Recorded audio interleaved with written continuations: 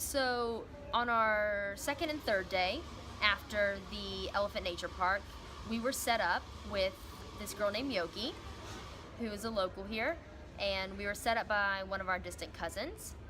She was going to take us around for a couple of days, and she asked us what we wanted to do, and we were like, we just want to see the city from a local's perspective and eat what you eat, obviously, and just nothing touristy. Just like let's do what you guys do.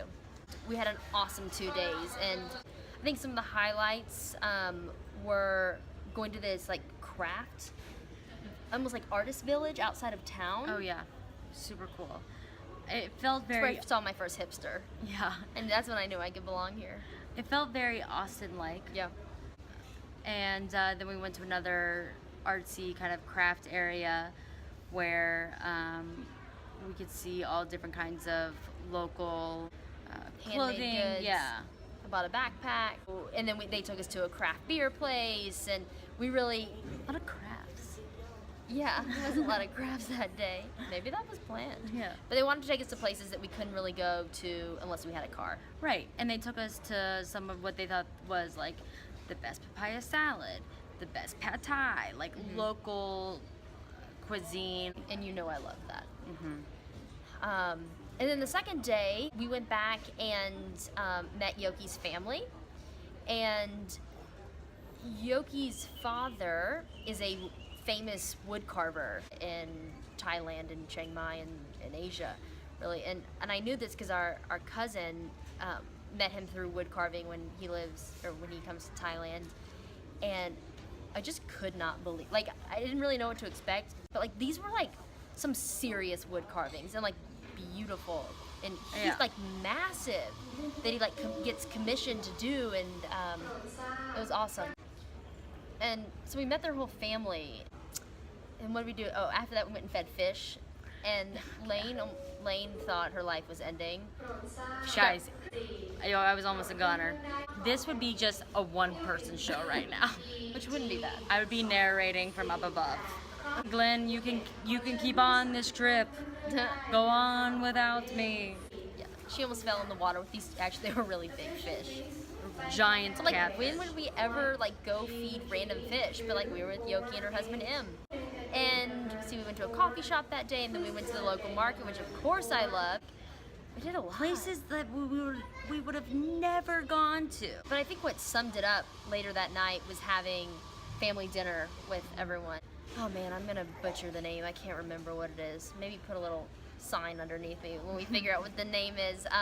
Yoki's sister Ying went to this amazing organic farm and got all this awesome produce. We put that in soup and kind of let it boil, almost like hot pot, and we'd eat that. And then we also took that produce as well as some meat, and we put that on almost like an electric skillet. And this is what they traditionally do kind of in special occasions. So they were really nice to make us feel like family and have a special meal for us, and something very traditional in Thailand. I don't know, it was really nice. We felt like we had a place there. I just know that if we come back, whether it be in a couple weeks or in a couple years, we have a place to go. Our next favorite thing that we did in Chiang Mai was the next day. We took a little excursion outside the city. We got a driver to take us. At first, we didn't realize that we were going up to this village. I thought we were going to a waterfall. We thought we were going to 2 waterfalls. Yeah. But I'm glad that he took us up here. Took us up to this village where there were a bunch of tourists and pretty flowers, and we took pictures, and he was kind of showing us the land. But what was even cooler is that he drove us down outside of the touristy parts and like parked in people's, I would not call them yards, parked in front of their homes. Our driver was basically stopping in front of these houses and would just kind of walk into these people's homes, and we'd follow, being like, are we trespassing? Right. And just kind of talk to the owners of the home and just be like, yeah, follow me. And we're like, do you know these people? He's like, no. And he would like go around and like show us, be like, oh, this is where they mill flour. This is where they We're do basically this. going to like into their kitchens and into their homes. And we basically just... They were from this tribe, and a lot of them were farmers. So they give us some of their, like I remember they gave us these like crazy good tangerines. And then we went down into this like organic garden slash restaurant, but really garden, and he'd walked us through the fields, and you see these just little women just like hand picking all of these things, and I'm like, God, this is a lot of labor. But the vegetables are beautiful. They have some strawberries here that are really small. They pack a punch. What's even cooler is that this place has a strawberry farm, and then out front they're like drying strawberries, like sun-dried strawberries, drying them out, and we bought some. I think even better is that when we bought them, they were only 50 baht, and we saw them on the streets. They were like 200. Got them fresh from the source, like dried by the sun. We had this like stevia tea. Oh yeah, this restaurant slash farm where we didn't order anything. They just gave us this like mint and stevia tea, which was so unreal. I might have had 4 cups. It was so good. I was like, can I buy this? They're like, no, we just make it. Like, I didn't know if they'd already had it prepared, but it was really cool to see just the vast amounts of produce and how much work it takes to harvest things and really make a living here. Right. No machines. No. So the village that we've been talking about is called Montjam. Montjam. I think that's how you say it. Moncham or Monjam. And then after, where did we go? To a waterfall. Yeah. And there's a big waterfall in town that everyone goes to. It's called, like, let me refer to my notes, Mesa. But when I asked the hotel about it, they're like, it's really touristy and like really big. Sorry, people stepped into our audio booth. Yeah. They don't realize we have a very, very highly subscribed to blog, most of which are my mom's friends. Yeah. So we wanted to go to a waterfall, and we asked the hotel, and I said, what about Mesa? And they're like, oh, everyone goes there, it's really touristy. The hotel recommended this other place called Tad Mok, something like that. It wasn't the biggest waterfall, but we were definitely there with just one other group, one other family. Local family. Yeah, and it was so nice to have that place to ourselves. And it was just, I don't know, it was so peaceful. Yeah. And pretty, and the weather was perfect.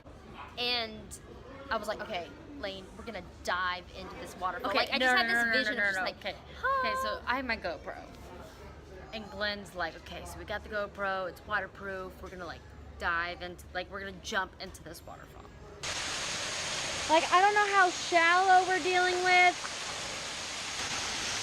I don't want to dive. no, I'm not diving like this. I know. I'm just jumping. Just tuck your feet under. Like Yeah. your legs. Yeah.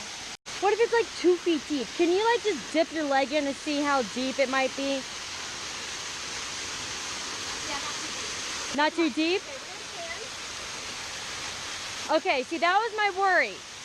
That was a good call by me. Yeah, jumping into this, not a good idea. Well, it wasn't like the final thought. Okay, now. 1, 2, 3, boom.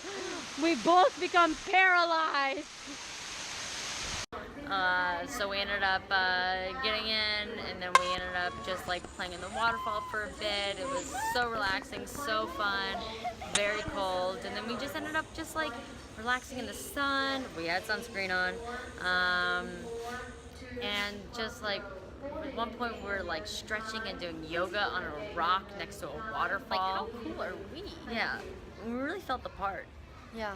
But yeah, it was really, you know, I'm sure there's some lesson here. It wasn't the biggest waterfall, wasn't probably the prettiest, but it was kind of our own. I feel like that's gonna be like what I think about my kid later in my life. It's not the prettiest, it's not the most popular, but it's mine. Yep. It's my waterfall. It's my kid. Oy. Do you think that's what mom and dad think about us? So yeah, I mean, 3 incredible experiences. And then we just explored the rest of the city of Chiang Mai the next days. We did cooking classes, we explored the city, did yoga. 7 days flew by. Chiang Mai, amazing. I'm coming back for you.